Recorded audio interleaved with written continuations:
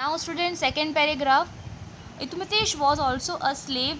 In the beginning, कि ये जो इल्तुतमिश था, ठीक है, वो भी एक स्टार्टिंग में बिगनिंग पीरियड में वो भी एक गुलाम था, स्लेव था.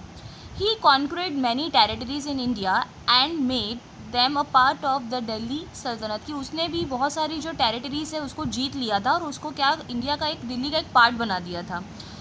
So he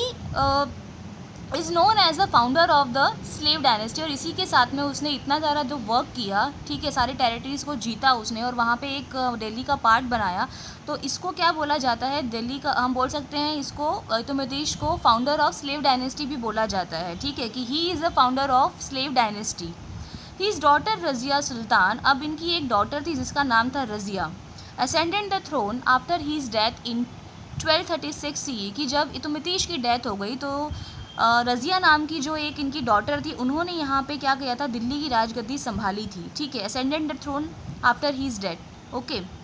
Razia was the first female ruler to rule over Delhi, की जो रज़िया थी वो इनकी डॉटर फर्स्ट फीमेल मतलब रूलर थी, ठीक है, वो पहली ऐसी रूलर थी कि जिन्होंने राजगद्दी को संभाला था. Razia was an efficient ruler, की वो बहुत ज़्यादा हार्ड वर्किंग थी, बहुत ज़्यादा एफिशिएंट रूलर थी और बहुत अच्छे से वहाँ की रिस्पॉन्सिबिलिटी को हैंडल करती थी. She used to dress as a male when she was in the court, की रज़िया जो थी जब भी कोर्ट में जाती थी तो वो एक जैसे जो मैन का जो एक ड्रेसिंग सेंस होता है उसी तरीके से अपने आप को भी सेम वैसे ही जो जेंट्स का पूरा बोल सकते हैं जो जैसे वो लोग ड्रेसअप करते हैं वैसे रज़िया भी कोर्ट के अंदर जब जाती थी तो वो सेम वैसे ही जैसे जो मेल कपड़े पहनते हैं वैसे ही वो पहनती थी. ओके,